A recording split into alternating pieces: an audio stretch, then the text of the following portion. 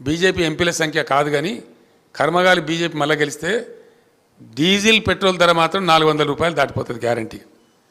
వాళ్ళ పిచ్చికి వాళ్ళ ఉన్మాదానికి అవధులే ఉండవు, ఇక అంత దారుణంగా పెరిగిపోతాయి.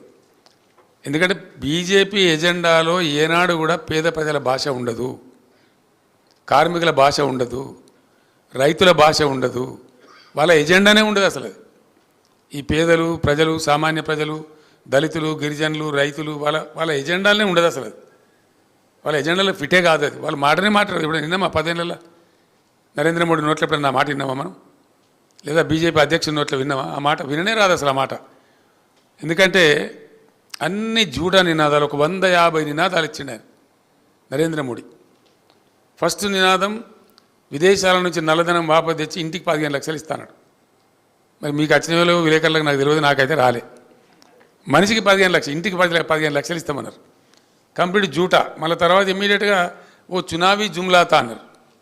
చునావీ జుమ్లా, ఎన్నికలలో చెప్పిన జుమ్లా అని, అది జుమ్లా పార్టీ, జూటా పార్టీ అని చెప్పి వాళ్ళే మళ్ళా ప్రకటించుకున్నారు. ఇక సబ్కా సాత్ సబ్కా వికాస్ ఏం జరగలేదు, దేశక సత్యానాశ అయింది. సబ్కా సాత్ లేదు, సబ్కా వికాస్ లేదు, మను లేదు. ఎవరి వికాస్ జరిగిందండి? గిరిజనుల, దళితుల, మహిళల, రైతుల. 750 మంది రైతులను పుట్టన పెట్టుకున్నారు కదా ఢిల్లీలో. రైతు ఉద్యమం జరుగుతుంటే వాళ్ళని నక్సలైట్ అని, అర్బన్ నక్సలైట్ అని నానా దుర్భాషలాడి 750 మంది రైతులకు హత్యలకు కారకుడు నరేంద్ర మోడీ. చాలా ఘోరంగా తులనాడిండు వాళ్ళని. మళ్ళీ చివరికి ఉత్తరప్రదేశ్ ఎన్నికలు వస్తే వాళ్ళతోనే మాఫీ అని చెప్పి దండం పెడతాను, ఆ చట్టాలు వాపసు తీసుకొని తూక ముడిచి మళ్ళా క్షమాపణ వేడుకున్న అతి దుర్మార్గమైన ప్రధానమంత్రి నరేంద్ర మోడీ. ఇది 10 సంవత్సరాల నుంచి ఆయన చరిత్ర జరుగుతూ ఉంది. మేక్ ఇన్ ఇండియా ఏమైనా వచ్చిందా? మేక్ ఇన్ ఇండియా లేదు, మను లేదు, అంతా పట్టిదే జూటా. డిజిటల్ ఇండియా ఏమైనా వచ్చిందా? 100 స్మార్ట్ సిటీలు ఏ ఒక్కటన్నా అయిందా? అట్లనే స్కిల్ ఇండియా ఏమి లేంత బట్టి ఇటువంటి ఒక 150 కథలు అన్ని బట్టి డైలాగులు, ఊకదంపుడు ముచ్చట్లు తప్ప. ఇక రైతుల ఆదాయం రెట్టింపు చేస్తామన్నాడు. వాళ్ళు చచ్చిపోతూ ఉన్నారు, వాళ్ళు జావ కొడుతున్నారు. 2 కోట్ల ఉద్యోగాలు ప్రతి సంవత్సరానికి ఇస్తామన్నారు. ఇలా 30 లక్షల ఖాళీలు ఈ కేంద్ర ప్రభుత్వంలో. అది భయంకరమైన విషయం. బుల్లెట్ ట్రైన్ అన్నాడు, అది రాలేదు, మను రాలేదు. స్వామినాథన్ సిఫార్సులు అన్నాడు, అది కాలేదు. అంతా వాటిది గ్యాస్. నరేంద్ర మోడీ 10 ఏళ్ల కాలం అంతా ట్రాషు, గ్యాస్ తప్ప ఏ ఒక్క వర్గం ప్రజలకు కూడా ఏ మేలు జరగలే. ఇక పోతే ఘోరాతి ఘోరంగా ఆయన వైఫల్యం ఏంటంటే GDP growth, countries GDP growth 2004-14 మధ్య 6.8 ఉండేనండి growth. GDP, national GDP growth 6.8%. ఘనత వహించిన విశ్వగురువు గారి కాలంలో 5.8కి వచ్చింది. ఈ దేశం ముందరికి పోయినట్ట, వెనకకు పోయినట్ట? దయచేసి మీరు అందరు రాయాలి, ప్రజలకు తెలియాలి ఈ సంగతి. నేను మీ అందరిని రిక్వెస్ట్ చేస్తూ ఉన్నా. లైవ్ పోతా ఉంది నాకు తెలుసు, but still I request all the print media to kindly highlight these things so that ప్రజలకు తెలిసే న్యాయం జరుగుతుంది, వాళ్ళు నిర్ణయం తీసుకుంటారు. 14కు ముందు అంటే నరేంద్ర మోడీ గారికి ముందు 6.8% ఉన్నటువంటి జీడీపీ గ్రోత్ రేటు 6.8%. 14-24 మోడీ గారు 10 ఏళ్ల కాలంలో 5.8%కి వచ్చిందండి. ఇది దేశం వెనుకకు పోయినట్ట, ముందు పోయినట్ట, ఏమైనట్టు? లెక్కకైతే కనీసం 8% గ్రోత్ ఉండాలి. ఈయన చాలా చాలా భయంకరము. జాబ్లెస్ గ్రోత్ మాత్రం బాగా పెరిగిందండి ఇండియాలో. నిరుద్యోగిత విపరీతంగా పెరిగింది నరేంద్ర మోడీ గారి కాలంలో. ఏం లేదు, పొద్దున్న లేస్తే దేశం కోసం, ధర్మం కోసం అని మాట్లాడితే ఒక సంస్కృత విశ్వవిద్యాలయం పెట్టినరా? ఏమైనా చేసినరా? వట్టిగా డప్పు కొట్టుకుంటే తప్ప ఏం లేదు, ఏ రకమైనటువంటి ఇది లేదు.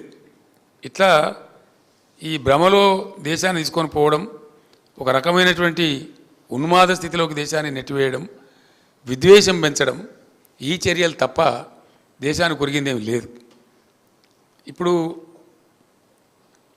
చాలా చాలా ఘోరాలు జరిగినాయి. అందువల్ల వాళ్ళ ఏడలో కూడా చాలా విముఖత ఉంది తెలంగాణ ప్రజలలో. ముఖ్యంగా 2-3 అంశాలు. ఒకటి ఏంటంటే గోదావరిని ఎత్తుకొని పోతా అంటాడు ఆయన. రాష్ట్ర ప్రభుత్వానికి పంపించిండు. NWD అని ఉంటుంది, నేషనల్ వాటర్ డెవలప్మెంట్ ఏజెన్సీ అని ఉంటుంది. దాని ద్వారా 3 రాష్ట్రాలకు పంపినాడు. మహారాష్ట్ర, కర్ణాటక, తెలంగాణ, ఆంధ్ర 4 రాష్ట్రాలకు పంపినాడు. మీ అభిప్రాయాలు చెప్పండి, మీరు చెప్పకుండా కానీ మేము ముందుకెళ్ళిపోతాం అని అంత దురుసుగా పంపినాడు. మరి తెలంగాణ రాష్ట్రానికి రెండు తెలుగు రాష్ట్రాలకు కూడా ఉన్న ఒకే ఒక వనరు గోదావరి. కృష్ణా అప్పుడప్పుడు కష్టపెడుతుంది మనం, నీళ్ళు రావు, అప్పుడప్పుడు కొన్ని సంవత్సరాలు ఎండిపోతుంది. సర్ప్లస్ వాటర్ వచ్చే నది ఒక గోదావరి. నేను ముఖ్యమంత్రిగా ఉండే టైంలో ఈ ప్రతిపాదన చేస్తే నా తల ఏమైనా సరే నేను నువ్వు ఏం చేసుకుంటావో చేసుకో, we don't agree to this అని చెప్పినాం. వై అని అడిగినారు, ఎందుకు ఒప్పుకోవు? నేను చెప్పిన మా తెలుగు రాష్ట్రాల యొక్క వాటా ముందు తేల్చు, ఆ వాటా కేటాయించు అధికారికంగా, దెన్ సర్ప్లస్ ఉంటే ఆలోచిద్దాం. కానీ మా వాటానే తేల్చకుండా, మా అవసరాల గురించి పట్టించుకోకుండా నువ్వు గోదావరిని తీసుకుపోయి ఇవనుకో అప్పచెప్తా అంటే ఇది ఎక్కడ అన్యాయం? ఎట్లా తీసుకుపోతావు? నువ్వు మా నోట్లో మన్ను వస్తావా? మళ్ళీ మేము సాగునీళ్ళకి తాగునీళ్ళకి సావన్నా అని ఒప్పుకోలేను, నేను ఎప్పుడు కూడా ఒప్పుకోలే. కాబట్టి ఆ రకంగా ఇలా తీసుకొని పోతా అంటాడు ఆయన. వీళ్ళని ఏం చేసిండు? కేఆర్ఎంబి నేనున్నప్పటి నుంచే ఉంది. వాడు నేనున్నప్పుడు కూడా మా మీద పెత్తనం చెలాయించే ప్రయత్నం చేసిండు. నేను చెప్పిన shut up, be there in your limits అని చెప్పిన నేను. వాడి మా మీద పెత్తనం కర్ర పెత్తనం చేయబోతే నేను చెప్పిన నోను, you are only a coordinator between 2 states, నువ్వు మాకంటే you are not above us, be in your limits అని చెప్పినాం కేఆర్ఎంబికి. కానీ వీళ్ళేమో ఈ దద్దనగాలు తీసుకుపోయి వాళ్ళకి అప్పచెప్పినారు. నాగార్జున సార్ కట్ట మీద పోలేని స్థితి తెచ్చినారు ఈరోజు. మనం పోలేం, ఇప్పుడు ఎవరం పోలేం. మొన్న ఆంధ్ర టేల్పాన్ నుంచి నీళ్ళు తరలించుకొని పోతున్నా కూడా మాట్లాడిన పరిస్థితి లేదు. వీళ్ళు తీసుకొని పోయినారు, వాళ్ళు 4 టీఎంసీలు నీళ్ళు తీసుకొని పోయినారు. ఆ విధంగా ఈ గోదావరిని కూడా ఎత్తుకొని పోతానని అంటున్నాడు నరేంద్ర మోడీ. ఈ రకంగా నేను ప్రజలకు కూడా ఈ సందర్భంగా మనవి చేసేది ఏంటంటే, మీరు మంచి స్పందన ఇచ్చినారు, నా బస్సు యాత్రను విజయవంతం చేసినారు. I'm very grateful. నేను చాలా ధన్యవాదం తెలుపుతున్న ప్రజలందరికీ. నాకు అంత మంచి వెల్కమ్ చెప్పినందుకు, ఆవేశపూరితమైనటువంటి స్వాగతం చెప్పినందుకు, బ్రహ్మాండమైన స్పందన ఇచ్చినందుకు, నన్ను కలిసి మీ బాధలు తెలియజేసినందుకు నేను మీ అందరి కృతజ్ఞతలు తెలుపుతా ఉన్నా. ఒక్కటే మాట మీకు మనవి చేస్తూ ఉన్నా, ఆనాడు తెలంగాణ ఉద్యమం నేను ప్రారంభించినాడు ఎవరికి నమ్మకం కూడా లేదు. తెలంగాణ వస్తుంది అనే నమ్మకం ఎవరికి లేకుండే. కానీ 14 ఏళ్ళు అద్భుతంగా నేను పురోగమించి చాలా బ్రహ్మాండంగా తెలంగాణ రాష్ట్రం తెచ్చి మీకు అప్పచెప్పిన ఆ విషయం మీకు తెలుసు. ఆ తర్వాత 10 ఏళ్ళు ఒక పూల పొదరిల్లు లాగా దీన్ని ఒకటి అన్ని వర్గాల ప్రజలను కూడా ఒక సమభావంతో చూస్తూ, అన్ని మతాల వారిని, అన్ని కులాల వారిని అందరినీ గౌరవిస్తూ ఒక మంచి నీట్గా ఉండే తెలంగాణను తయారు చేసి పర్ క్యాపిటా పెంచినాను, జిఎస్డిపి పెంచినాను, మౌలిక సమస్యలు తీర్చినాను, శాశ్వతంగా దరిద్రాలు పోగొట్టే దళిత బంధు లాంటి పరిస్థితులు కూడా తీసుకొచ్చినాము. ఈ విధంగా తెచ్చినాం. ఈరోజు అనుకోకుండా మన జరిగిన ఎన్నికల్లో స్వల్ప ఓట్ల తేడాతో బీఆర్ఎస్ ఓడిపోయింది. పర్వాలేదు, ప్రజలు ఏ పాత్ర ఇస్తే ప్రజల తీర్పు మాకు శిరోధార్యం. ఏ పాత్ర ఇస్తే ఆ పాత్ర పోషించాల్సిందే, తప్పకుండా ఆ పాత్ర పోషణ చేస్తాం. కానీ ఇప్పుడు ఈ క్రూషియల్ పార్లమెంట్ ఎన్నికల్లో నేను ఒక్కటే మాట మనవి చేస్తూ ఉన్నా, డెఫినెట్గా ఇప్పుడు ఖచ్చితంగా నిర్ధారణకు వస్తున్న విషయం ఏంటంటే, ప్రతిరోజు వచ్చే వార్తలను బట్టి ఇండియా కూటమి అనేది పెద్దగా లేదు, ఎన్డీఏలో కూడా ఎవరు దిక్కులేడు, అంతే వెళ్ళిపోయారు, ఎవరిని ఇవాళ పని వాళ్ళు. బీజేపీకి 200 సీట్లు దాటే పరిస్థితి లేదు అని చెప్తున్నారు స్పష్టంగా, ట్రైలింగ్ బిహైండ్. అందుకే నరేంద్ర మోడీ చొక్కాలు కమిటీలు దింపుకుంటా ఉన్నాడు దారుణంగా ప్రతిరోజు. ఇక మొత్తం రిజర్వేషన్లు తీసేస్తారు, ముస్లింలకు ఇస్తారు, దళితులే తీసేస్తారు, బీసీలే తీసేస్తారని చెప్పి ప్రతిరోజు ఆంగిలాగా చెప్పుకుంటున్నాడు. ఆయన అరుస్తూ ఉన్నాడు, గాండ్రిస్తూ ఉన్నాడు. ఎందుకు గాండ్రిస్తూ ఉన్నాడు అంటే దానికి కారణం ఏంటంటే కిందికి పోతూ ఉన్నది, గ్రాఫ్ పోయింది. 400 పార్లే 200 పార్ కానీ ఆగిపోయే పరిస్థితి ఉంది. మ్యాక్సిమం నాకు మనం వచ్చిన నేషనల్ న్యూస్ ఛానల్స్ వాళ్ళు నేను అడిగిన ప్రైవేట్గా, ఏమైనా ఏం సంగతి అంటే 220 నైపార్ కర్తే సాబ్ అని చెప్తున్నారు, అక్కడనే ఆగిపోయే పరిస్థితి ఉందని చెప్తున్నారు. దాంతో గాండ్రింపులు మొదలుపెట్టినారు. ఇప్పుడు అది జరుగుతూ ఉన్న సన్నివేశం. కాబట్టి కాంగ్రెస్ పరిస్థితి దారుణంగా ఉంది. వాళ్ళు ఎట్లా దిగజారిపోయి ఉన్నారు, వాళ్ళకు కూడా లేదు. డెఫినెట్గా కనబడుతున్న దృశ్యం ప్రకారం, ఖచ్చితంగా నా అనుభవం ప్రకారం నేను చెప్తున్నా, ప్రాంతీయ పార్టీల కూటమే ఈరోజు దేశాన్ని శాసించే స్థాయికి పోతూ ఉంది. ఒక రివర్స్ సీన్ కనపడుతుంది ఇప్పుడు. నాకు నేషనల్ టీవీ ఛానల్ వాళ్ళు నన్ను అడిగినారు, మీరు 10-12 సీట్లు గెలుస్తామంటారు కదా కేసీఆర్ గారు, మీరు అటు సపోర్ట్ చేస్తారా ఇటు సపోర్ట్ చేస్తారంటే, లేదు బాబు, it is going to be otherwise. ప్రాంతీయ పార్టీలు అందరం కలిసి బలమైనటువంటి కూటమి ఏర్పడతాం. మాకు కాంగ్రెస్ బీజేపీ సపోర్ట్ చేసే పరిస్థితి వస్తుంది, మేము వాళ్ళకి సపోర్ట్ చేసే రోజులు పోయినాయి. ఇప్పుడు ఇండియాలో ఈ పార్లమెంట్ ఎన్నికల్లో ఆ సీన్ రాబోతూ ఉంది. నేను మళ్ళొకసారి రిపీట్ చేస్తున్నా, మీకు బోర్ కొట్టినా సరే. ఇప్పుడు పార్లమెంట్ ఎన్నికల అనంతరం ఇక్కడ రాబోయే దృశ్యం ఏంటంటే, భారతదేశంలో స్కాండినేవియన్ కంట్రీస్లో వచ్చినట్టుగా ప్రాంతీయ శక్తులు బలోపేతమై, ప్రాంతీయ పార్టీలు బలోపేతమై వీళ్ళ కూటమే పెద్దదిగా అవతరించబోతున్నది. వీళ్ళకే ఏదో ఒక జాతీయ పార్టీ సపోర్ట్ ఇచ్చి ప్రభుత్వం ఏర్పాటు చేసే పరిస్థితి రాబోతూ ఉంది. డెఫినెట్గా. కాబట్టి ఇటువంటి కీలక సమయంలో 100% గోపాల్, మీకు ఏం డౌట్ అవసరం లేదు Somagopal garu, 100% I'm telling you see it. నేను 2-3 విషయాలు చెప్తున్నా, 100% జరగబోతాయి. నేను తిరిగి వచ్చి చెప్తా ఉన్నా, ఊరికే చెప్తా, ఇంట్లో కూర్చుండి జోషన్లాగా చెప్తలేను. బీజేపీకి ఈ రాష్ట్రంలో 1 or none, ఐదర్ 1 ఫ్లూక్లో గెలిస్తే లేదా నన్. అమిత్ షా అంతా గోబెల్స్ ప్రచారం, డబుల్ డిజిట్ అని, డిజిటే దిక్కుంటట్లేదురా బాబు డబుల్ డిజిట్ అంటాడు. 1 or none for BJP in Telangana. South India నుంచి బీజేపీకి 10 సీట్లు దాటే పరిస్థితి లేదు. కేరళ 0, తమిళనాడు 0, ఏపీ 0, తెలంగాణ 0, కర్ణాటకలో బాగా డబ్బాలు కొట్టినారు. ప్రజ్వల్ గడబడి తర్వాత 6-7 సీట్లకు పరిమితం అనేది సమాచారం వస్తూ ఉంది. అంటే 130 సీట్లున్న దక్షిణ భారతదేశం నుంచి బీజేపీ బిలో 10. ఉత్తర భారతంలో చాలా ఘోరంగా దెబ్బతింటా ఉంది. మీరందరూ విలేకరులు, మీరు బాగా వార్తలు చూస్తారు, మీరు కూడా విశ్లేషించండి నా ప్రెస్ కాన్ఫరెన్స్ తర్వాత. తెలంగాణలో బీజేపీకి 1 or none, బీఆర్ఎస్ 14 లేదా 12. ఆశ్చర్యకరమైన ఫలితాలు వస్తాయి.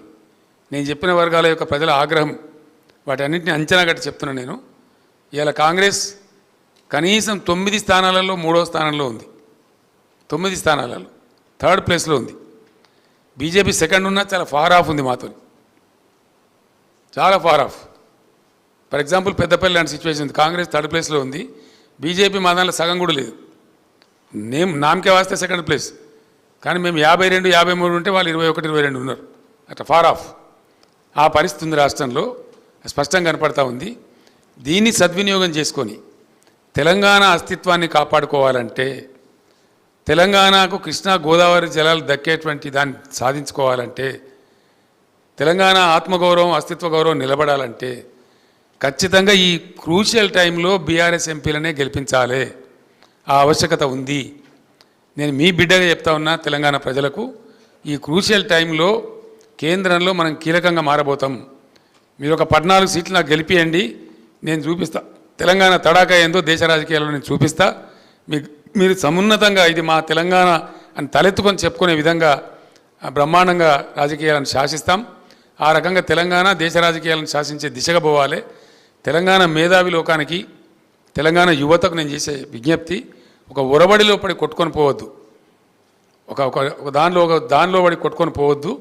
మంచిగా స్థిరంగా ఆలోచించి నిర్ణయం తీసుకొని బీఆర్ఎస్ని గెలిపిస్తే, బీఆర్ఎస్ ఇంటి పార్టీ, ఏ రోజైనా తెలంగాణ కోసం పేగులు దిగేదాకా కొట్లాడే పార్టీ కాబట్టి దయచేసి బీఆర్ఎస్ను అత్యధిక స్థానాలలో అత్యధిక మెజార్టీతో గెలిపించండి.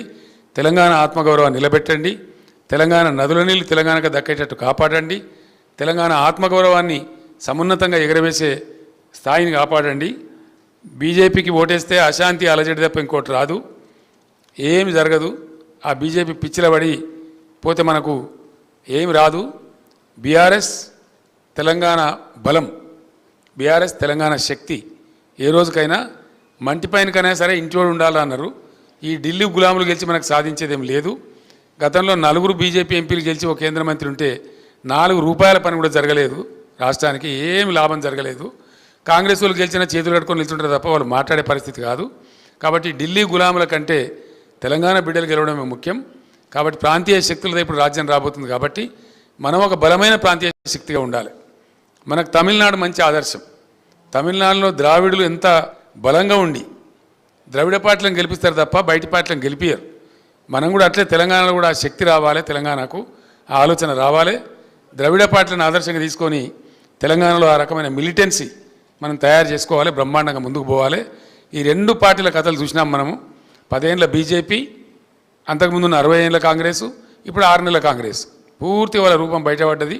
ఇంకా వాళ్ళని గురించి భ్రమపడితే మోసపోతాం, గోసపడతాం తప్ప జరిగేదేం లేదు. కాబట్టి దయచేసి బీఆర్ఎస్ని బలపరచమని ప్రజలకు విజ్ఞప్తి చేస్తూ ధన్యవాదాలు. One at a time please. ఒక్కరండి. వన్ హైదరాబాద్ని యూటీ చేస్తే బాగుంటుంది, లేదంటే సెకండ్ క్యాపిటల్ చేస్తే బాగుంటుంది, నాకు కూడా ఊరికి దగ్గర అవుతుంది అని చెప్పేసి మాట్లాడింది. ఖర్గే లాంటి వ్యక్తికి అట్లా మాట్లాడకంటే దురదృష్టం ఇంకోటి ఉండదు. ఇన్ని రోజులు ఢిల్లీకి మోసిన ఆయన నాకు హైదరాబాద్ దగ్గర అయిద్దని మాట్లాడి హైదరాబాద్ గొంతుకు వస్తానంటే తెలంగాణ ప్రజలు ఊరుకోరు. నేను చెప్పిన దానికి ఇదే బలమైన కారణం. ఖర్గే లాంటి వ్యక్తి కూడా హైదరాబాద్ రెండో రాజధాని కావాలంటున్నట్టే వీళ్ళు ఎవరు వచ్చినా హైదరాబాద్ దెబ్బ పెడతారని మనకు అర్థమవుతా ఉంది. హైదరాబాద్ మనది, మన సొంతం, దాన్ని ఎన్నిటి కూడా అట్లా పోనీయం. కాబట్టి ఈ ఖర్గే మాటలు కూడా నా స్టేట్మెంట్ కూడా బలపరుస్తున్నాయి. కాబట్టి అటువంటి పిచ్చి వాళ్ళకు ఇక్కడ స్థానం ఇవ్వద్దని చెప్పి నేను కోరుతా ఉన్నా. హైదరాబాద్లో పవర్ కట్స్కి బీఆర్ఎస్ ప్రభుత్వం అండర్లైన్ పవర్ వేయకపోవడం, అండర్గ్రౌండ్ పవర్ వేయకపోవడం కారణమని సీఎం రేవంత్ రెడ్డి చెప్తున్నారు. ఎన్ని సిటీలలో ఉన్నాయండి అండర్ గ్రౌండ్ లైన్లు ఇండియాలో? అవసరమైన చోట కొద్ది మేర వేస్తారు. ఇక సీఎం రేవంత్ రెడ్డికి ఆయన నోటికి మొక్కాలే. ఆయన ఏం చెప్తాడో అసలు ఆయనకి ఏమైనా తెలుస్తుందా తెలియదా నాకైతే అర్థమవుతలేదు. సార్, భాష విషయంలో మనము దేని విషయం అండి? భాష మీరు మాట్లాడే భాష నేను మంచిగా మాట్లాడుతున్నా కదా. భాష విషయంలో సంయమనం పాటించాలంటే మనం ఒక పెద్ద మనుషుల ఒప్పందం చేసుకుందామని నిన్న సీఎం ప్రతిపాదన పెట్టింది సార్. ఈ సీఎమా? ఈ సీఎంఏ సార్. అంటే దయాలు వేదాలు వలించినట్టున్నది. నిన్న నైట్ దయాలు వేదాలు వలించినట్టుందండి అది. సార్, మీరు గతంలో కూడా మూడో ప్రత్యామ్నాయం కోసం ప్రయత్నం చేశారు ప్రాంతీయ పార్టీల తరఫున. ఇప్పుడు మళ్ళీ కొత్తగా ప్రత్యామ్నాయం అంటే ఎన్డీఏ యూపీఏకు ప్రత్యామ్నాయంగా రావాలంటే ఏ పార్టీలు కలిసి వచ్చే అవకాశం ఉంది కేంద్రంలో? మీరు మంచి క్వశ్చన్ అడిగిన బ్రదర్, చాలా థ్యాంక్స్. ఒక మాట నేను మనవి చేస్తాను. జాతీయ రాజకీయాలలోకి పోదామని చెప్పి నేను బీఆర్ఎస్ పేరు మార్చి ఆ ప్రయత్నం చేసిన. మహారాష్ట్రకి పోయి బాగా చేసినాం. చాలా ఆశ్చర్యం ఏంటంటే నిన్న వాళ్ళు వచ్చారు నా దగ్గరికి, 2-3 గ్రూపులు వచ్చి బీఆర్ఎస్లో అక్కడ చేరిన వాళ్ళు. సార్, ఇప్పుడు మహారాష్ట్రలో అక్టోబర్లో శాసనసభ ఎన్నికలని మీరు వట్టిగా రాని సార్ నిలబడండి, మేమంతా మీ పేరు చెప్పుకొని గెలుస్తాం, రావాలి, మా దగ్గర మార్పు రావాలి, మీ తెలంగాణలో మీ ప్రభుత్వంలో అమలు చేసిన కార్యక్రమాలు రావాలని మహారాష్ట్ర ప్రజలు బాగా కోరుతున్నారు, మిమ్మల్ని తీసుకురమ్మని అడుగుతున్నారు, మా దగ్గర ఒక భయంకరమైన అనిశ్చితి ఉందని వాళ్ళు వచ్చినారు. నేను తప్పకుండా నా జాతీయ రాజకీయ ప్రస్థానాన్ని కొనసాగిస్తా తీసుకొని చేసినాం. దానికి ఒక స్ట్రాంగ్ రీజన్ ఏంటంటే తెలంగాణలో చాలా చోట్ల ఉంది, కొన్ని చోట్ల స్వల్పంగా బ్రాకిష్ వాటరు, కొన్ని చోట్ల ఫ్లోరైడ్ వాటరు. నల్గొండ లాంటి జిల్లాలో అత్యధికమైనటువంటి ఫ్లోరైడ్ సమస్య ఉంది. దాని మీద చాలా ఉద్యమాలు జరిగినాయి, దశాబ్దాల తరబడి జరిగినాయి.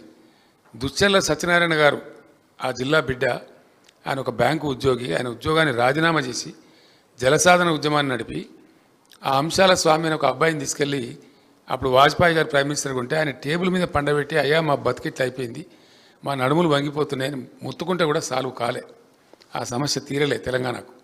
తెలంగాణ రాష్ట్రం ఏర్పాటు అయ్యేదాకా కూడా ఆ సమస్య పరిష్కారం కాలే.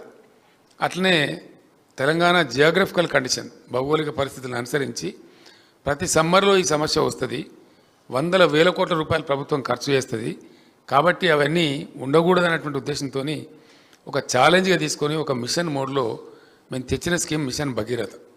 అతి త్వరగా అక్కడి నుంచి రావాల్సిన నీళ్లు కృష్ణా థర్డ్ ఫేజ్ కూడా కంప్లీట్ చేసి ఎల్లంపల్లి నుంచి రావాల్సిన నీళ్ళని కూడా చాలా ఫాస్ట్గా, దాని క్లియరెన్స్ లాగిపోతే నేను డిఫెన్స్ వాళ్ళతోని రైల్వే వాళ్ళతోని పోరాటం చేసినంత పనిచేసి వాళ్ళని బెదిరించి ప్రధానమంత్రి కూడా చెప్పే అవసరం అనుకుంటే కేంద్ర ప్రభుత్వానికి కూడా చెప్పి త్వర కంప్లీట్ చేసి తెచ్చినాం.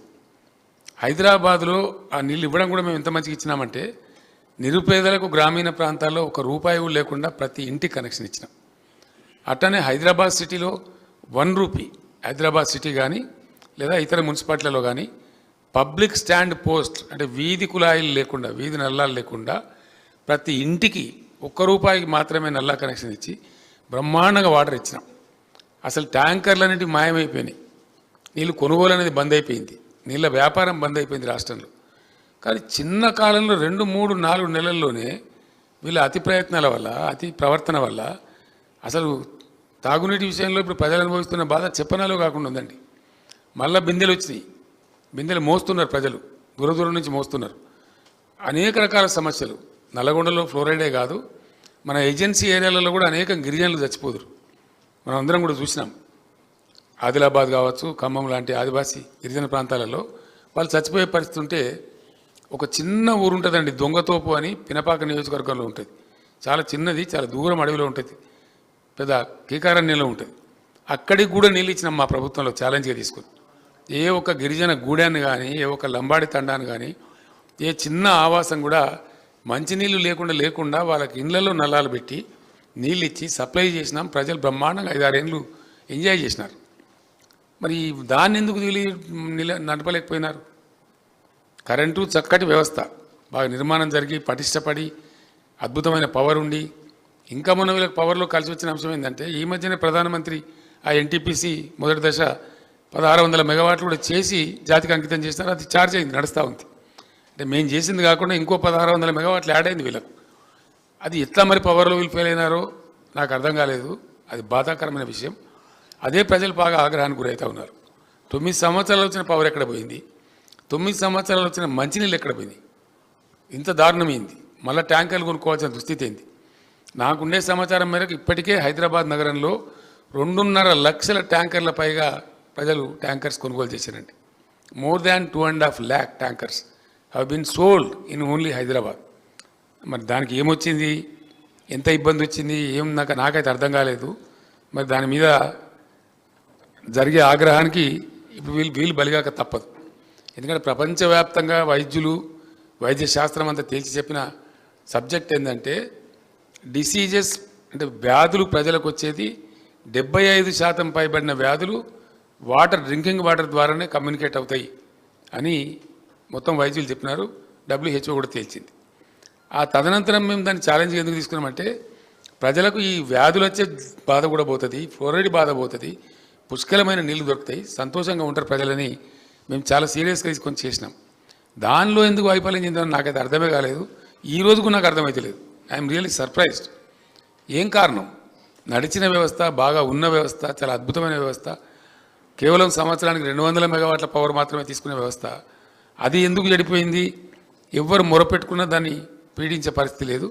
నేను అడిగినాను, ఒక 2-3 జిల్లాలకు ఫోన్లు చేసి అధికారులను అడిగిన, ఏమైనా మీరే నిర్మాణం చేశారు, మీరే నడిపినరు, మళ్ళీ ఇప్పుడు మీరే ఉన్నారు కదా, ఎందుకు నడపలేకపోతున్నారు మిషన్ భగీరథ, ఏం కారణం అని అడిగితే, సార్ మా డిపార్ట్మెంట్ అంతా స్వతంత్రం వచ్చినట్టు ఫీల్ అవుతున్నారు మీరు ఊడిపోయిన తర్వాత, ఎవరికి వాడు ఇంటలేడు సార్, ఆ సమీక్షలు కూడా లేవు ప్రభుత్వంలో, మమ్మల్ని అడిగేవాడు కూడా లేడు. ఫ్యాక్ట్ ఇది నాకు చెప్పింది అధికారులు.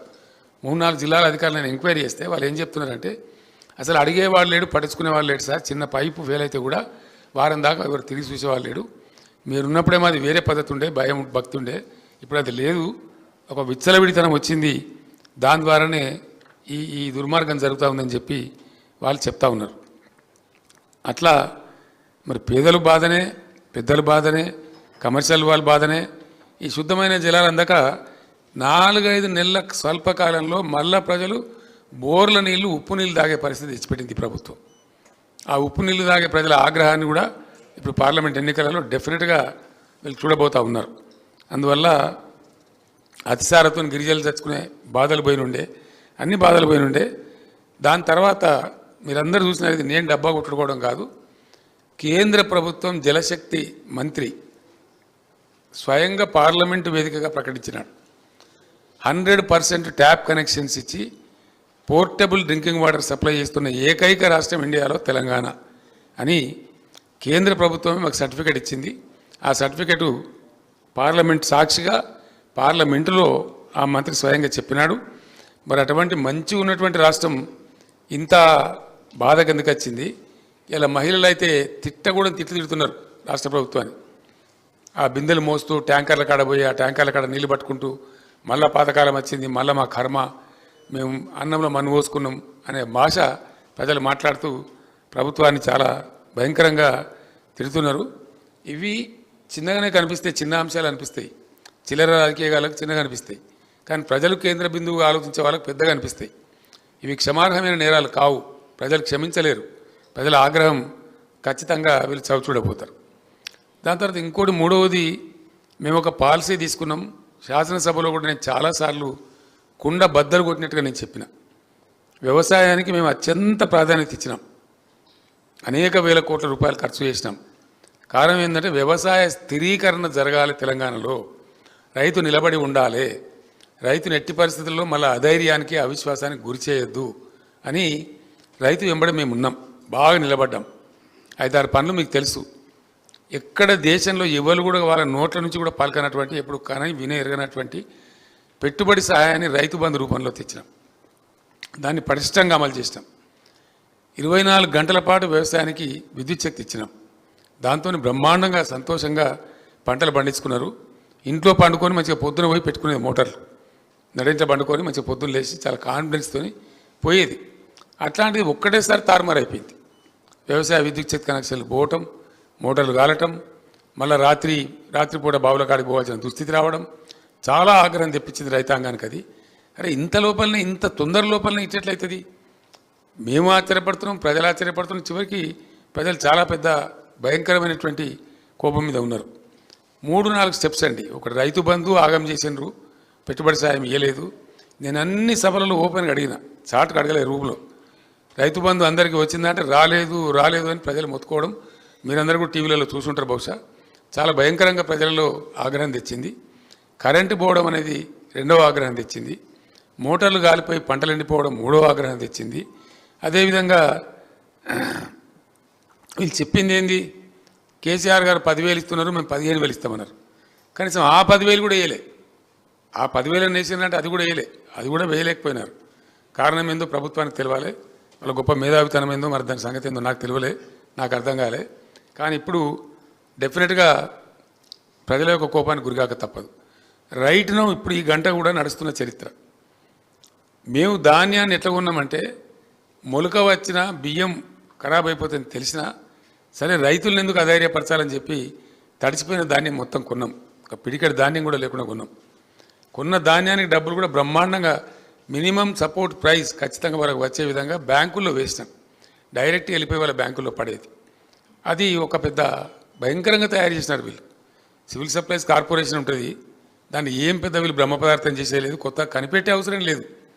నేను అందుకే మొట్టమొదటి నా క్యాప్షన్ ఏం చెప్పినా అంటే చక్కగా నడుస్తున్న వ్యవస్థలను కూడా నడవకుండా చేయటమే ఇప్పుడు కాంగ్రెస్ మీద ప్రజల ఆగ్రహానికి కారణం. మంచిగా జరిగినటువంటి ప్రజల అనుభవంలో ఉన్నటువంటి 1 నెల 2 నెలలు కాదు, ఏండ్ల తరబడి ప్రజల అనుభవంలో ఉన్నటువంటి విషయాలు అవి రివర్స్ కావడం, ఇప్పుడు ప్రజలు రివర్స్ కావడానికి కారణమైంది. తప్పకుండా ఆ ధాన్యం కొనుగోలు కూడా చక్కగా జరుగుతలేదు. రెండవది రుణమాఫీ కూడా తీసుకున్నారు, బ్యాంకుల వాళ్ళు నోటీసులు ఇస్తూ ఉన్నారు వాళ్ళకు. ముఖ్యమంత్రి గారేమో మీరు పరిగెత్తండి లగెత్తండి, మేము 2 లక్షల రుణమాఫీ డిసెంబర్ 9 నాడు ఆయన టైం కూడా చెప్పిండు. డిసెంబర్ 9 నాడు 10:30 గంటలకు మొత్తం చేసి పడేస్తే అయిపోతుంది అని ఆయన చెప్పిండు. ఇప్పుడేం మాట్లాడుతున్నాడు ఆయన?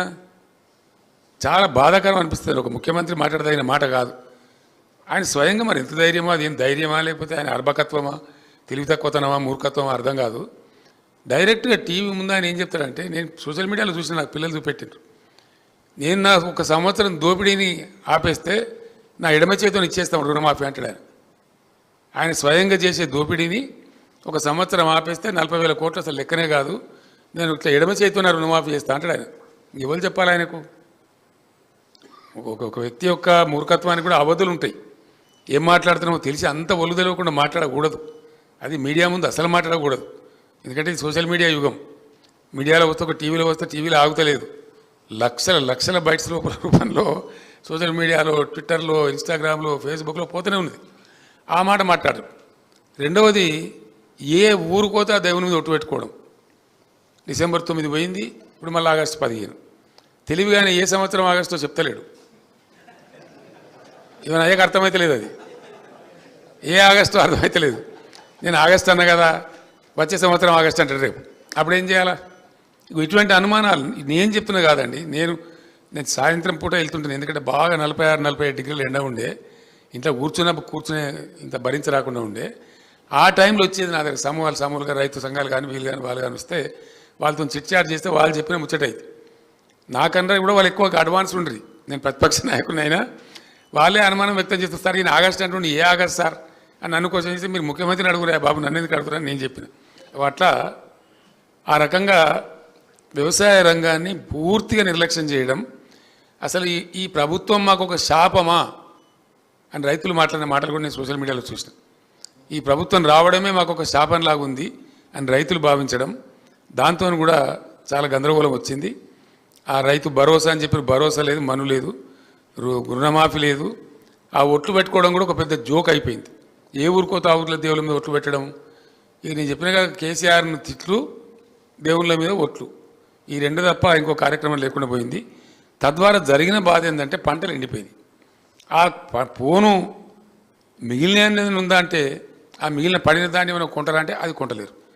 అంటే రైతు బంధు కాడ మొదలు పెడితే చివరికి వడ్లు వస్తే వాటిని కొనేదాకా అన్ని స్టెప్పులలో పవర్ సరఫరాలో వైఫల్యం, కాళేశ్వరం మీద అడ్డమైన ఆరోపణలు పెట్టి కథలు పెట్టి దాని పెద్ద ప్రహసనంగా మార్చి దాని మీద కమిషన్ వేసినాం కాకరకాయ వేసినాం అని చెప్పి వాళ్ళకి తేలేదు ఏముండదు పాతవాన్ని వాళ్ళే తిడుతున్నారు ఆ కమిషన్ వాళ్ళే అంటున్నారు అట్లా వదిలిపెట్టినండి 3 నెలల ముందే పనులు మొదలుపెట్టాలి ఎట్లా నిర్లక్ష్యం చేసినారని మాట్లాడుతున్నారు వాడు కూడా నేషనల్ డ్యామ్ సేఫ్టీ అనేది వాడదే మాట మాట్లాడుతున్నారు ఎట్లా వదిలిపెట్టినండి ఇన్ని రోజులు నాకు అర్థం కాదు ఇది రిపేర్ చేసుకోవాలి కదా ఇమీడియట్గా అని వాళ్ళు కూడా తిడుతున్నారు ఇలా ప్రభుత్వాన్ని నిందిస్తున్నారు అట్లా చేసి గోదావరికి 80-90 టీఎంసీల నీళ్ళు వదిలిపెట్టి నీళ్లు సరఫరా చేయలేదండి చెరువులు నింపలేదు చెక్ డ్యాములు నింపలేదు భూగర్భ జలమట్టం పడిపోయింది లక్షల రూపాయలు మళ్ళీ వేస్ట్ చేసుకున్నారు లక్షల రూపాయలు రైతులు బోర్లు వేసి పాపం చివరి దశలో 2 తల్లు పెడితే పండుతుంది 3 తల్లు పెడితే పండుతుంది అనే ఆశతోని కరెంటు సరిగ్గా రాక మళ్ళీ బోర్లు వేసుకుంటే చాలా భయంకరంగా భూగర్భ జలమట్టం పడిపోయింది బోర్లు వేసుకున్నారు చాలా పెద్ద ఇబ్బంది వచ్చింది అంటే ఒక సింగిల్ ఇన్పుట్ ఎన్నిటికి నష్టం చేస్తుంది అంటే ఒక నీళ్లు అనేది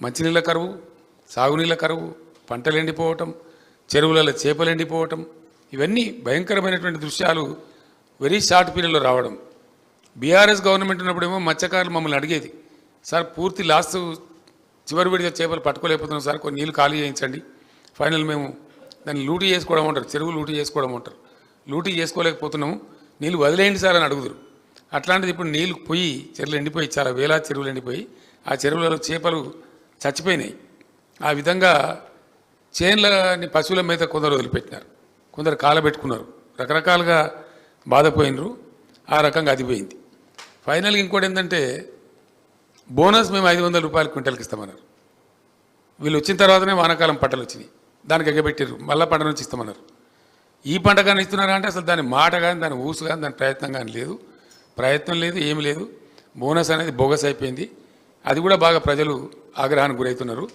చాలామంది రైతులు చెప్పేది ఏంటంటే బోనస్ అట్లా సావని కనీసం మద్దతు ధర నిప్పియండి అని మొత్తుకుంటున్నారు వెరసి top to bottom Rythu Bandhu పెట్టుబడి సహాయం కాడి నుంచి మొదలు పెడితే పంటల కొనుగోలు దాకా కూడా నీళ్ళు ఇవ్వడంలో కరెంట్ ఇవ్వడంలో విఫలమై లక్షల ఎకరాలు ఎండబెట్టి మోటార్లు కాలబెట్టి కూడా ఈ ప్రభుత్వం ప్రజల యొక్క ఆగ్రహానికి గురికాపోతున్నది అది వాళ్ళ దుష్పరిపాలనే వాళ్లకు శాపంగా మారుతున్నదని నేను మనవి చేస్తూ ఉన్నా అదేవిధంగా ఇంకొక మాట కూడా వీళ్ళు రైతులను కన్ఫ్యూజ్ చేస్తున్నారు పెద్ద కన్ఫ్యూజన్ క్రియేట్ చేస్తున్నారు నిన్న మొన్న కూడా మాట్లాడుతున్నారు మరి అది అధిక తెలివి ఏందో నాకు తెలియదు చెప్తే క్లియర్గా చెప్పాలి స్పష్టంగా ఒక లక్షల మంది కుటుంబాలకు సంబంధించి కోట్ల మంది ప్రజలకు సంబంధించిన అంశం ఎప్పుడు చెప్పినా ఒక బాధ్యత గల ప్రభుత్వం స్పష్టంగా కుండబద్దలు కొట్టినట్టు చెప్పాలి దాన్ని రైతు బంధు ఇచ్చే విధానాన్ని కూడా మారుస్తాం మేము అదేదో పెడతామని కదా దాని పేరేందో చెప్పలేదు కాదు సార్ అది శాటిలైట్ ద్వారా జియో ట్యాగ్ మన ట్యాగ్ ఏదో పెట్టి అదే పెట్టి దాంతో ఫోటోలు తీసి సాగు చేసినకే చేస్తాం దాంతో రాదు సావదు అవన్నీ ప్రయోగాలు ఎప్పుడో ఫెయిల్ అయినాయి అంటే ఏమవుతుంది ఇప్పుడు రైతు బంధు వీళ్ళు ఇయ్యరు వాళ్ళు ఎగబెట్టదలుచుకున్నారు అసలు సంగతి రైతు బంధు ఏంటంటే మేము అప్పుడు వేసిందే దాదాపు 15,000 కోట్ల రూపాయలు ఇప్పుడు వీళ్ళు చెప్పిన ప్రకారం ఏంటంటే ఇంకో 5-6 వేల కోట్లు పెరుగుతుంది అంటే సంవత్సరానికి నెట్ మనీ 21,000 22,000 కోట్లు పే చేయాలి చేయలేమని తెలిసిపోయింది వాళ్ళకు తెలిసిపోయి దాన్ని ఎగబెట్టాలని ఏం చేయాలా కుంటి సాకులు చెప్పాలి ఆ కుంటి సాకులకి ఏంది మేము శాటిలైట్ ద్వారా తీస్తాం పంట సాగు చేసినోడికే ఇస్తాం అంటే ఏమనంటే ఇప్పుడు సాగు చేసినోడేవాడు సాగు చేయనోడేవాడు ఎవడు ఇవ్వాలా మళ్ళీ ఏ అగ్రికల్చర్ ఏఈఓనో బీఆర్ఓనో సర్టిఫికెట్ ఇవ్వాలి సర్టిఫికెట్ ఇవ్వాలంటే వాడు లావు అంటాడు గ్యారంటీ కదా తప్పని తప్పదు కదా ఇప్పుడు వ్యవసాయం చేయనుంది చేసినట్టు రాస్తారు చేసినది చేయనట్టు రాస్తారు వానికి ఇస్తే రాస్తాడు లేకపోతే రాయడు అంటే ఏమవుతుంది రేపు రైతు బంధు అనేది ఒక అపాస్యం చేయాలని దాన్ని ఫెయిల్యూర్ చేయాలని ఫైనల్గా ఎగబెట్టాలనే ప్రయత్నంలో ప్రభుత్వం ఉన్నది అనే ఒక నిశ్చితాభిప్రాయానికి ప్రజలు వచ్చింది ఇప్పుడు రైతులకు తెలిసిపోయింది ఏదో గోల్మాల్ గోవిందం ఉన్నది తప్ప ఇచ్చే పరిస్థితులు లేరు వీళ్ళు ఇవ్వలేము అని చెప్పలేక ఇవన్నీ డ్రామాలు ఆడుతున్నారు అనే మాట కూడా రైతులకు అర్థమైపోయింది ఆ ఆర్థిక భారాన్ని తప్పించుకోవడానికి ఇది ఒక నాటకము వీళ్ళు చేస్తున్న నాటకం అని కూడా రైతులకు డౌట్ వచ్చింది దగాపడ్డం మోసపోయినాం మంచిగా ఉన్నోళ్ళం చెడిపోయినాం అనే మాట కూడా రైతులకు ఆగ్రహం తెప్పించింది ఆ ఆగ్రహం యొక్క ఫలితాలు కూడా ఇప్పుడు కాంగ్రెస్ పార్టీ ఎన్నికల్లో చవి చూడబోతుంది చేనేత కార్మికులండి ఒకరిని కాదు వీళ్ళు చేనేత కార్మికులు ఏంటంటే 2014 ముందు తెలంగాణ రాకముందు ఒక్కొక్క ఊర్లో 7 ఒక్కొక్క రోజు 11 మంది 6 5 ఇట్లా చచ్చిపోయినారు ఆత్మహత్యలు చేసుకున్నారు భూదాన పోచంపల్లికి నేనే వెళ్ళినా ఒకటే రోజు 7 చచ్చిపోతే సరే అప్పుడున్న ప్రభుత్వాన్ని వేడుకుంటే వాళ్ళు సాయం చేయలేదు అది వేరే సంగతి కానీ దుబ్బాకలో, సిరిసిల్లలో, గద్వాలలో, మన నారాయణపేటలో చాలా చోట్ల ఎక్కడెక్కడైతే చేనేత కార్మికులు ఉన్నారో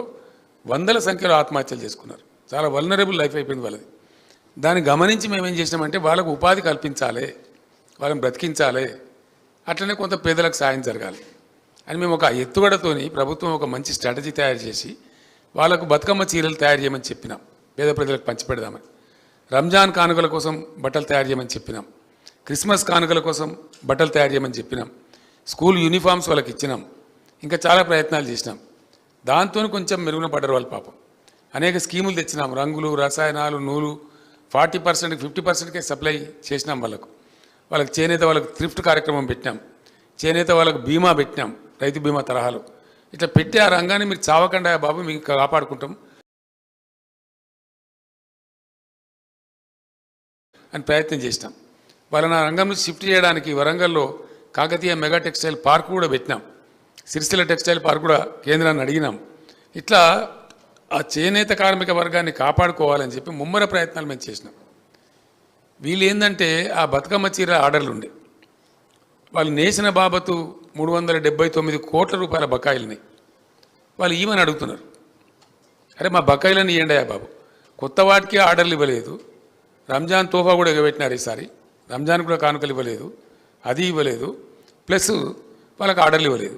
బకాయిలను ఇవ్వండి మేము బతుకుతాం తినాలి కదా మేమంటే బకాయిలు ఇవ్వలేదు కదా అని చెప్పి అడిగితే ఒక కాంగ్రెస్ నాయకుడు వచ్చి వాళ్ళని నిరోధులు అమ్ముకొని బతకమనండి, మొన్నటిదాకా దొబ్బి తిన్నది చాలలేదా, వాళ్ళని పాపడాలు అమ్ముకొని బతకమనండి అని చాలా ఘోరంగా మాట్లాడితే నాకు కోపం వచ్చింది. నేను కొంచెం తీవ్రంగా ఖండించిన. అదేందో నేను మహత్తరమైన తప్పు చేసినట్టు చేనేత కార్మికుల తరఫున మాట్లాడితే వాళ్ళ బాధను ఎక్స్ప్రెస్ చేయాలని నేను కొంచెం వ్యంగ్యం ప్రయోగిస్తే అదేందో నేను మహత్తరమైన తప్పు చేసినట్టు నా గొంతు నొక్కేటట్టు నా మీద 48 గంటల నిషేధం పెట్టినారు. అంటే ఏం చేనేత కార్మికుల పక్షాన మాట్లాడే తప్ప ఎందుకు చేయాలి? ప్రభుత్వం ఎందుకు చేసింది? ఆర్డర్లు ఇవ్వరు, బతుకు తెరువు కల్పించరు, చేసిన పనికి కూలి అడిగితే ఇవ్వరు, ప్రభుత్వంలో పెండింగ్ ఉన్న బకాయిలు అడిగితే ఇవ్వరు, చివరికి నిరోధులు అమ్ముకోండి అని వాళ్ళు అవమానిస్తారు. ఇట్లా చాలా ఘోరమైన కథ. మళ్ళీ ఇప్పుడు 4 చేనేత కార్మికులు చచ్చిపోయారండి, ఆత్మహత్య చేసుకున్నారు సిరిసిల్లలో. అక్కడ స్థానిక నాయకులు వాళ్ళని పరామర్శిస్తూ ఉన్నారు. వీళ్ళకి చేనేత కార్మికులు ఎట్లా వట్లేస్తారండి? ఎందుకు వేస్తారు? వెయ్యరు డెఫినెట్గా. వాళ్ళ ప్రతాపం ఎంత చూపెడతారు. ఇప్పుడు వాళ్ళు ఇవ్వకపోగా వాళ్ళ యొక్క ఆత్మగౌరవాన్ని దెబ్బతీసినారు కాబట్టి డెఫినెట్గా ఆ గ్రామ వర్గాల నుంచి తప్పదు. అదేవిధంగా పల్లె ప్రగతి, పట్టణ ప్రగతి అని చెప్పి మేము 12,769 గ్రామ పంచాయతీలు రాష్ట్రంలో ఉంటే నేను పట్టుబట్టి ఎంబడబడి ఆల్ 12,769 గ్రామాలకు ట్రాక్టర్లు సమకూర్చాం. ఇండియాలో one and only state Telangana. 12 అంటే అన్ని గ్రామ పంచాయతీలకు 300 జనాభా 500 జనాభా ఉన్న గ్రామ పంచాయతీలకు కూడా ట్రాక్టర్లు సమకూర్చిన ఏకైక రాష్ట్రం తెలంగాణ, బీఆర్ఎస్ ప్రభుత్వ ఆధ్వర్యంలో. ఇది మీరందరూ సాక్షులు. దానికి అనేక మంది అధికారులకు అనేక మంది అనుమానాలు ఉంటే నేను చెప్పి వాళ్ళని దబాయించి ఆ రోజు ఇప్పించినాం. ట్రాక్టరు, ట్రాలీ, టాంకర్ 3 ఇప్పించినాం. దాంతో ప్రయోజనం ఏంటంటే రోజు చెత్త తీసే పద్ధతి, ఖచ్చితంగా హరితారం మొక్కలు కాపాడే పద్ధతి, ఒక ఆనవాయితీ వచ్చింది. దాంతో ఒక అలవాటు వచ్చింది. ప్రతి 3-4 నెలలకు ఒకసారి పల్లె ప్రగతి, పట్టణ ప్రగతి డ్రైవ్ పెట్టి పట్టణాలను, పల్లెలను పరిశుభ్రంగా మార్చినాం. ఇలా 5 నెలలు అయిపోయింది, 6వ నెల నడుస్తూ ఉంది. ₹1 గ్రాంట్ అండి. వీళ్ళు సర్పంచ్లను తీసేసి పర్సనల్ ఇన్ఛార్జిని పెట్టినారు. సర్పంచ్లనే కొనసాగించేది ఏం పోయేది ఉండే, పెద్ద మునిగిపోయేది ఉండేనా? వాళ్ళు కొనసాగితే కొంత మంచిగా చూడడం ఏడుదురు అని వాళ్ళని తీసేసి పర్సనల్ ఇన్ఛార్జిని పెట్టి ఒక్కటంటే ₹1 కూడా విడుదల చేస్తలేరండి. పాత బకాయిలకు విడుదల చేస్తలేరు, కొత్త ఇస్తలేరు. తద్వారా ఏమైంది? ఆ ట్రాక్టర్లు నడిచిన డీజిల్ బిల్లులు పేరుకపోయింది. ఆ పంపువాడు డీజిల్ వేయమంటే పోస్తలేడు. దాంతో ట్రాక్టర్లు నిలిచిపోయినాయి, చాలా గ్రామాలలో నిలిచిపోయినాయి. తద్వారా చెత్త పేరుకపోతూ ఉంది, పల్లెలలో చెట్లు ఎండిపోతూ ఉన్నాయి, హరితహారం చెట్లు. అయినా వీళ్ళకి చీమ కుట్టినట్లేదు. వీళ్ళు చిల్లర రాజకీయాలకు ఇచ్చిన ప్రాధాన్యం ఇట్లాంటి ప్రజా కార్యక్రమాలకు వీళ్ళు ఇయ్యలే. అవన్నీ కూడా ఇప్పుడు ప్రజల ముందు ఉన్నాయి. నాకు చూపెడుతున్నారు, ఇక చూడు సార్ అది మధ్యలో నిలిచిపోయింది ఇంటిగ్రేటెడ్ మార్కెట్ అని మంచిర్యాలలో నాకు చూపెడుతున్నారు జనం. మీరు శాంక్షన్ చేసిన సార్ వీళ్ళు మొదలు పెడతలేరు అని చేసినారు. అనేక పట్టణాలకు మేము ఇచ్చిన గ్రాంటు అనేక 25 కోట్లు 30 కోట్లు పోయిన ప్రకటించిన, అంతకుముందు విడుదల చేసేది అవన్నీ కూడా రివర్స్ చేసినారు, కంప్లీట్ రివర్స్ చేసినారు. ఈ రకంగా ఆ గ్రామాలను, పట్టణాలను కూడా నెగ్లెక్ట్ చేసినారు. స్పష్టమైన తేడా బీఆర్ఎస్ ప్రభుత్వానికి ఇప్పుడున్న కాంగ్రెస్ ప్రభుత్వానికి అవి చూపెడుతున్నాయి. ఆ గ్రామాలు పట్టణాలు అద్దంలో చూపెడుతున్నాయి. దళిత బంధు దీనిలో ఏదైనా పాత బిల్లులు ఇవ్వలేదు, అన్నీ గందరగోళం అవుతూ ఉన్నది. వాళ్ళు ప్రజలకి వీళ్ళ వల్ల ఈ రాష్ట్రం ముందరికి పోదని కూడా గ్రహించారు. దళిత బంధు మేము 1,30,000 మందికి శాంక్షన్ చేసాం. ఎందుకు వాపసు తీసుకోనండి దాన్ని? వీళ్ళు ఇచ్చిన హామీ ఏంది? 6 గ్యారెంటీలలో మన గ్యారెంటీ దాన్ని ఇచ్చింది ఏంది? కేసీఆర్ 10 లక్షలు ఇస్తుండో మేము 12 లక్షలు ఇస్తామని చెప్పినారు. ఆ 12 లక్షలు మాట దేవుడు ఎరుగు నువ్వు ఇవ్వకున్నా మంచిదే, కానీ ఆ ఇచ్చిన 10 లక్షలు మేము రిలీజ్ చేసిన ఫండ్స్ కలెక్టర్ల దగ్గర పోయి జమ అయి ఉంటే వాటిని ఫ్రీజ్ చేసిందండి. ఫ్రీజ్ చేయడమే కాదు, రాష్ట్ర ప్రభుత్వం వెనక్కి తెప్పించుకున్నది కలెక్టర్లను దబాయించి. దాని మీద చెప్తలేదు మేము ఇస్తామన్న 12 లక్షలు ఎప్పుడు ఇస్తాం, ఏ నెల నుంచి ఇస్తాం, కనీసం ఇస్తామా ఇయ్యమా, దళిత బంధు ఎగబెడుతున్నామా, ఏమీ చెప్పకుండా నిరుపేదలైనటువంటి అట్టడుగు జాతి ప్రజలను బాగు చేద్దామని మేము ఒక హంబుల్ బిగినింగ్ చేస్తే ఆ రకంగా దాన్ని కూడా అట్లా చేసినారు. అంటే అది కూడా పెద్ద కోపానికి దళిత వర్గాలలో కోపానికి కారణమవుతున్నది.